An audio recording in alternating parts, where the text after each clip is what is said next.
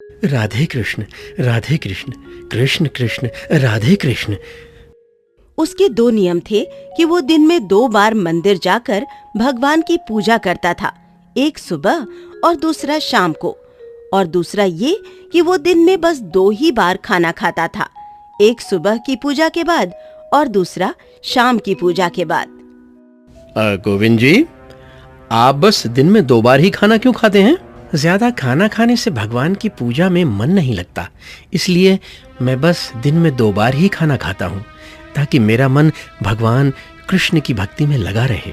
अच्छा, पर हमारा तो दिन में 2 बार खाना खाने से कुछ नहीं होता। हमें तो दिन में 4-5 बार खाना चाहिए होता है। असल में भगवान की भक्ति में बहुत ताकत है।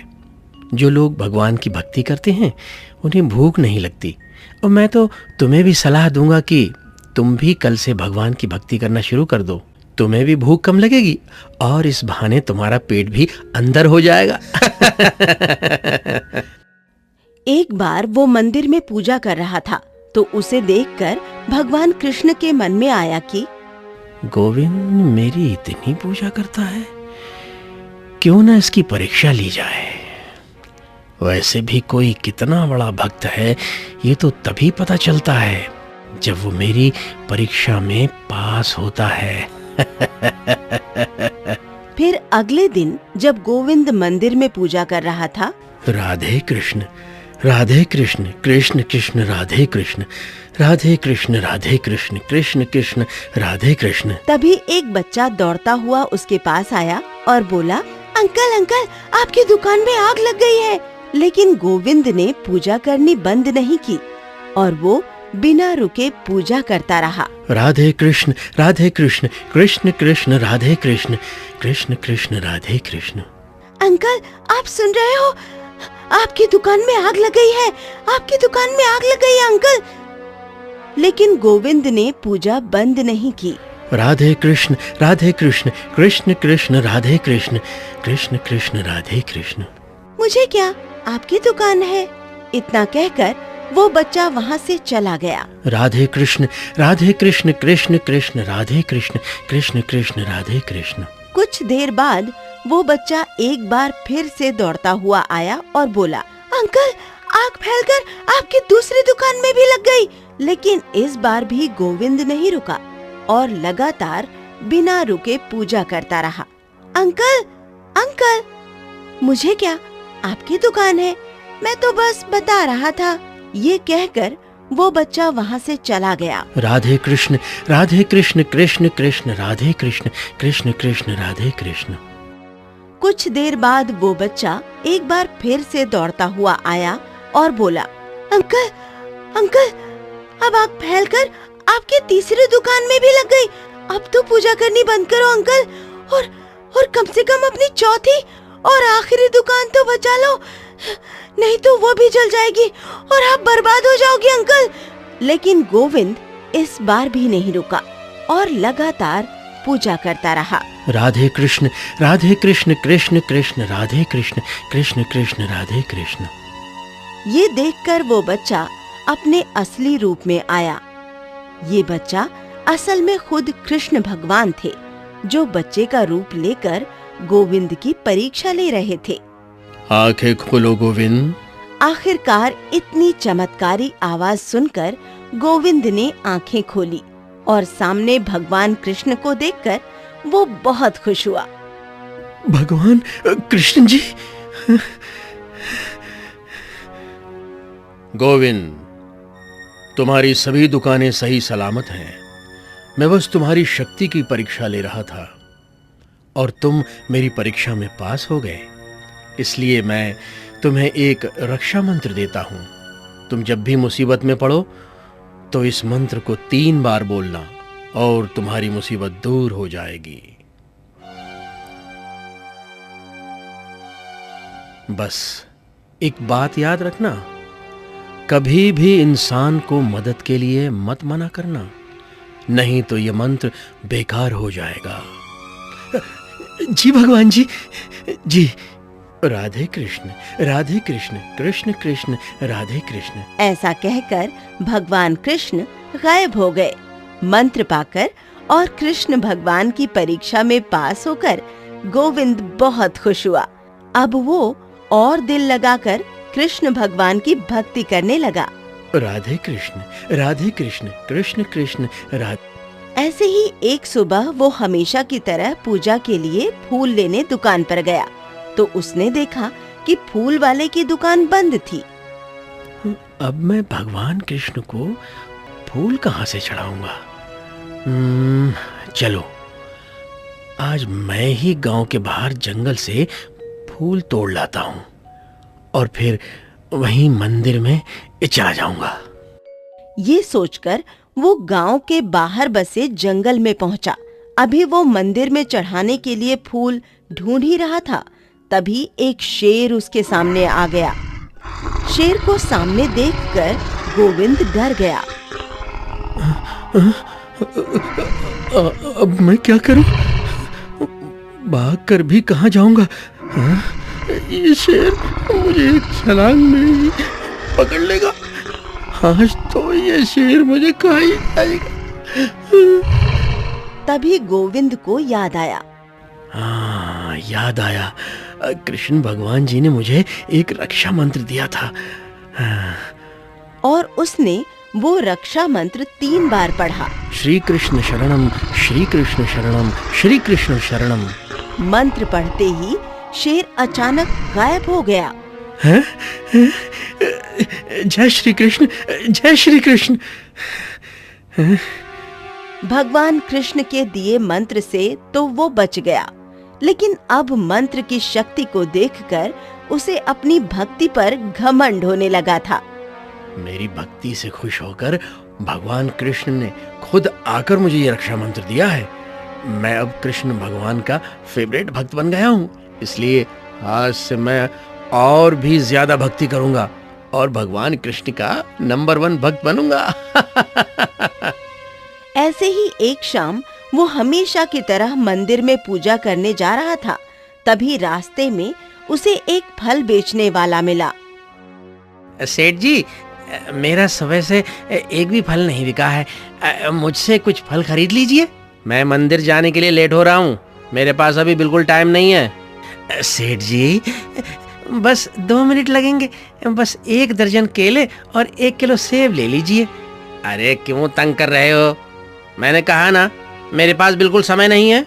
सेठ जी, मेरे पास खाना खाने के पैसे भी नहीं हैं और मैं आपसे भीख नहीं मांग रहा, बस आपको थोड़ी सी मदद करने के लिए कह रहा हूँ।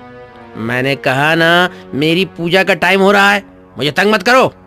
ऐसा कहकर गोविंद उस मजबूर फल वाले को धक्का देकर वहां से चला गया। उसी रात जब वो रात को अपने घर सो रहा था तो उसे कुछ गिरने की आवाज आई। आवाज सुनकर वो बाहर लिविंग एरिया में आया तो उसने देखा कि सामने एक चोर खड़ा था, लेकिन वो चोर को देखकर बिल्कुल नहीं डरा। चोर? तुम मेरे घर चोरी करोगे? शायद तुम्हें पता नहीं, मैं कृष्ण भगवान का फेवरेट भक्त हूँ। रुको, मैं तुम्हें अभी सबक सिखाता हूँ। ऐसा कहकर उसने रक्षा मंत्र बोला, श्री कृष्ण शरणम, श्री कृष्ण शरणम, श्री कृष्ण शरणम। लेकिन इस बार मंत्र ने काम नहीं किया। गोविंद, श्री कृष्ण शरणम, श्री कृष्ण शरणम, श्री कृष्ण शरणम। इतने में चोर आगे बढ़ा और गोविंद को पीटकर घर से सारा कीमती सामान चोरी करके चला गया। मेरे रक्षा मंत्र को क्या हुआ? इसने मेरी रक्षा क्यों नहीं की? तभी वहां कृष्ण भगवान प्रकट हुए। भगवान जी, आपने तो कहा था कि आपका दिया हुआ रक्षा मंत्र हमेशा मेरी रक्षा करेगा, फिर आज उसने मुझे उस चोर से क्यों नहीं बचाया? गोविंद, तुझे याद है, मैंने कहा था, पर शायद तुम भूल गए कि रक्षा मंत्र देते समय मैंने ये भी कहा था कि कभी किसी की मदद करने से मना मत करना, पर तुमने उस मजबूर फल वाले की मदद करने से साफ इनकार कर दिया। पर भगवान जी, मैं उस समय आपकी पूजा के लिए लेट हो रहा था, इसलिए मैंने उसकी मदद नहीं की। मुझे मेरी पूजा से ज्यादा मेरे बनाए हुए लोग प्यारे हैं। और वैसे भी अब तुम्हारी भक्ति घमंड में बदल चुकी है। अब तुम मेरी पूजा मेरे लिए नहीं बल्कि अपने घमंड के लिए करते हो, इसलिए मैंने तुमसे अपना रक्षा मंत्र वापस ले लिया। ये सब सुनकर गोविंद को अपनी गलती समझ आ गई। हाँ कृष्ण भगवान जी, मैं मानता हूं कि मुझसे गलती हुई है। मैं घमंडी हो गया था, लेकिन अब से मैं फिर से पहले की तरह ही सच्चे दिल से आपकी भक्ति करूंगा।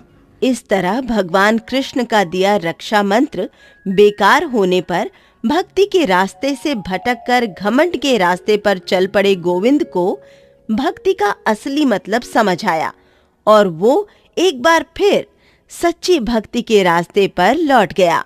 राधे कृष्ण कृष्ण कृष्ण राधे कृष्ण कृष्ण राधे कृष्ण। माँ, जल्दी से कान्हा जी को भोग लगा दो, उसके बाद मैं खा लूंगा। वैसे आज आपने बनाया क्या है? वो बेटा, आज मैंने भोग में गुड़ और रोटी रखी है। माँ, आप भोग में कान्हा जी को खीर और हलवा क्यों नहीं खिलाते? अरे बेटा, ऐसी बात नहीं है, अभी थोड़े दिन बाद ही इसका भोग लगाऊंगा। अभी पैसे नहीं है ना। ठीक है पिताजी। तत्पश्चात सुमन कान्हा जी को भोग लगाकर अपने बेटे को प्रसाद देती है और आसपास के लोगों को भी बांट देती है। दरअसल मोहन का परिवार बहुत गरीब था। वो एक छोटी सी झोपड़ी में रहते थे। कुछ दिनों से मोहन तंगी में गुजर रहा था। उसके खेत में कोई फसल भी नहीं थी। फिर उन्हें ठीक से उगाने के लिए मोहन ने साहूकार से कुछ उधार पैसे लिए थे, जिसके बाद वो अपनी फसल को उगाने की कोशिश करता है और दूसरी बार भी साहूकार का कर्जदार हो जाता है। अब भी उसके खेत में भी कोई फसल नहीं उगी थी। मोहन फिर अपने खेत में मेहनत करने की कोशिश करते हुए कहता है, अब तो मेरे खेत का उद्धार कर दो। मेरे परिवार में बीवी बच्चे भूखे हैं, खाने के लिए घर में एक अन्न नहीं है। आखिर ऐसा कब तक रहेगा? अब मुझे घर चलना चाहिए कान्हा जी। अब तो सिर्फ आप ही कुछ कर सकते हैं। इतना कहकर थका हारा मोहन घर लौट आता है। ये देखकर उसकी पत्नी सविता उसे पानी देती है और बेटा मुकुंद कहता है, पापा, मुझे बहुत दिन से जलेबी खाने का मन कर रहा है। आप मुझे बाहर घुमाने ले चलो ना। मैं आपके साथ जलेबी खाना चाहता हूँ। मेरे सभी दोस्त अपने मम्मी पापा के साथ जाते हैं। बेटा, थोड़ी दिन और इंतजार कर ले। मैं कोशिश कर रहा हूँ किसी तरह कुछ फसल तो मेरे खेत में आ जाए। जब कुछ बेचूंगा तभी तो पैसे लाऊंगा। हाँ बेटा, तेरे पापा बिल्कुल सही कह रहे हैं। ठीक है माँ, मैं इंतजार कर लेता हूँ। कान्हा जी मेरे पापा को जल्दी पैसे दे दें। ठीक है, हम कान्हा जी के मंदिर चलेंगे। कुछ समय वहाँ हमारे मन को शांति तो मिलेगी। ये बोलकर वो कान्हा जी के मंदिर जाते ही हैं कि एक गोपाल नाम का भिखारी उनके सामने आकर कहता है, भैया, मुझे खाने के लिए कुछ दे दो। 4 दिन से मैंने कुछ नहीं खाया है। बहुत भूख लग रही है। कोई भी मुझे खाना नहीं दे रहा है और मैं बिल्कुल अकेला हूँ। मुझे काम की भी जरूरत है। आपको मैं ये दे दूंगी तो कान्हा जी को क्या भोग लगाऊंगी? मैं तो असमंजस परिस्थिति से गुजर रही हूँ। आटे के लड्डू हैं जो कि मैंने गुड़ डालकर बनाए हैं। ऐसा करो सविता, यही खिला दो। क्या पता कान्हा जी हमसे प्रसन्न हो जाए, क्योंकि भूखे को खिलाना जरूरी है। आप बिल्कुल ठीक कहते हैं। ये लीजिए भैया, ये लड्डू खा लीजिए। वाह, ये लड्डू तो अत्यंत स्वादिष्ट है। आपसे एक विनती और है कि आप मुझे काम दे दीजिए। मैं तुम्हें कैसे काम दूंगा? 3 साल से मेरे खेत में कोई बढ़ोतरी नहीं हुई है। उल्टा कर्जदार हो गया हूँ। मेरे खेत में कोई भी फसल नहीं आ रही है, तो तुम क्या काम करोगे? मुझे एक मौका तो दीजिए भैया। मैं पूरी कोशिश करूंगा कि आपका खेत फिर से हरा भरा हो जाए। कृपया मुझे मना मत कीजिएगा। अच्छा ठीक है, तुम हमारे घर में रहने चल सकते हो। इतना कहकर मोहन गोपाल को घर ले जाता है। फिर अपने घर के बचे कुचे भोजन से उसकी भूख शांत करता है। अगले दिन मोहन गोपाल को अपने खेत ले जाता है, जहां वो अच्छे से जुताई कर खाद डालकर नई फसल उगाने की मेहनत करता है। अरे गोपाल, कितना काम करोगे? दोपहर का समय हो गया है। आओ खाना खा लो। बस थोड़ी देर और, मैं अभी आता हूँ। फिर थोड़ा और काम करने के बाद गोपाल मोहन के साथ उसके घर लौट जाता है, जहाँ वो भरपेट भोजन करते हैं। एक शाम सविता छाछ भिगो रही थी, जिससे वो मक्खन निकालकर अलग कर देती है। फिर गोपाल देखकर कहता है, अरे वाह, माखन माखन खाए तो हमें बहुत समय हो गया है। बहन, क्या तुम मुझे माखन दे सकती हो? हाँ, ये लो, तुम भी माखन खा लो भैया, और थोड़ा सा मुकुंद को भी खिला देना। बिल्कुल, आओ मुकुंद, साथ में माखन खाते हैं। तभी गोपाल मुकुंद के साथ बड़े चाव से माखन खाता है। ये देखकर सविता देखती ही रह जाती है।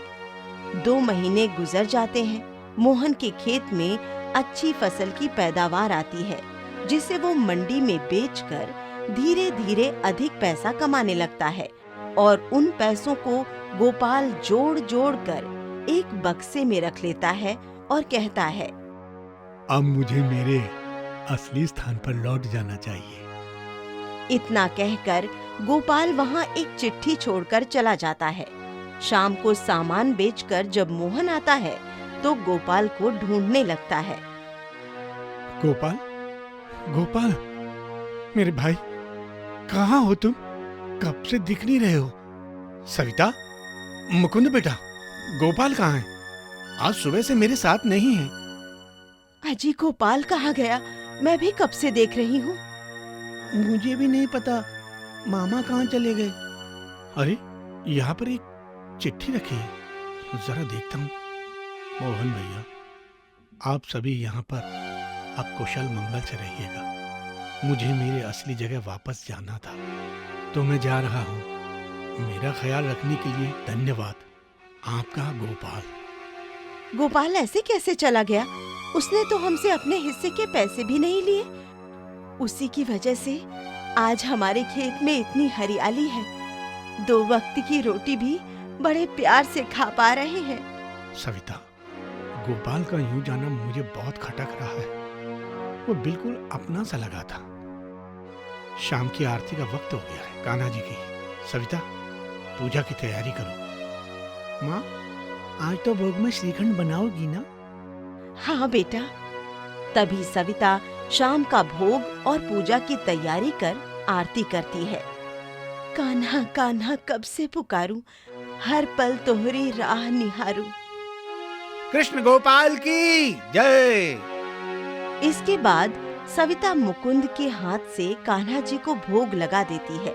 फिर सब अपने काम में व्यस्त हो जाते हैं। रात्रि भोजन करने के पश्चात जब मोहन सो जाता है तो आंख बंद करने पर उसे गोपाल की छवि याद आती है। वो बहुत सोने की कोशिश करता है, पर उसे नींद नहीं आती। गोपाल के लिए इतना व्याकुल क्यों हो रहा हूँ? मुझे कुछ समझ नहीं आ रहा। सोने की कोशिश करता हूँ। मोहन के सोने के पश्चात ही उसके सपने में कृष्ण भगवान आकर कहते हैं, मोहन, अपने मन को स्थिर कर लो। मैं तुम्हारे पास ही हूँ। अगर फिर भी मन अशांत है तो मेरे दर मुझसे मिलने चले आओ। मैं तो तुम्हें वृंदावन ही मिलूंगा। मेरे प्रिय भक्त मुझे पुकार रहे थे तो जाना पड़ा। इतने समय से मैं तुम्हारे साथ जो था। कान्हा जी, आप मेरे घर आए थे और मुझे पता भी नहीं चला। घर आकर आपने किसान का काम किया। क्षमा कर दीजिए प्रभु, मुझे क्षमा कर दीजिए। मैं अपने परिवार को लेकर सुबह आपके दर आऊंगा। इतने में ही मोहन के नेत्र खुल जाते हैं। सविता, सविता, हमें वृंदावन के लिए निकलना होगा। मुझे अनुभव हो गया है।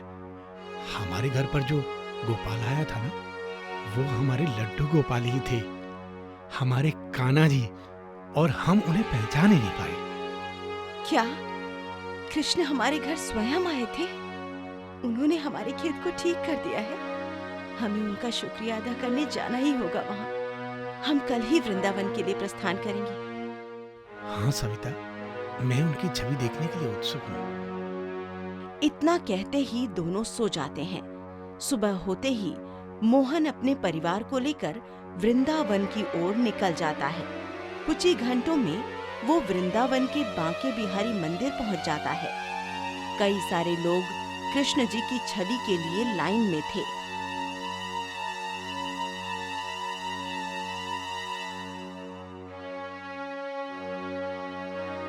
पापा, हम लड्डू गोपाल से कब मिलेंगे?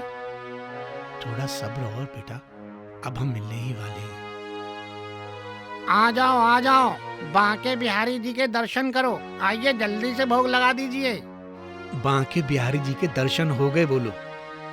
बांके बिहारी जी की जय, लड्डू गोपाल जी की जय, कृष्ण कन्हैया की जय, वृंदावन धाम की जय। कान्हा जी, आप हमारे घर तक आए, हमारी उजड़ी हुई जिंदगी को संवार कर चले गए। आपका बहुत बहुत धन्यवाद कान्हा जी। ऐसे ही हम सब पर अपनी कृपा बनाए रखिए। जय लड्डू गोपाल।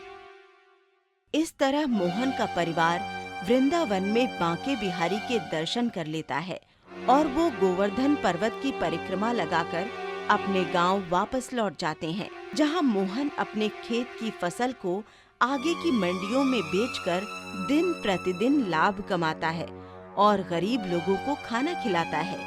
इसलिए दोस्तों, कभी अपना मन छोटा मत कीजिए। कान्हा जी सबकी परीक्षा लेते हैं और सबकी इच्छा पूर्ति अवश्य करते हैं।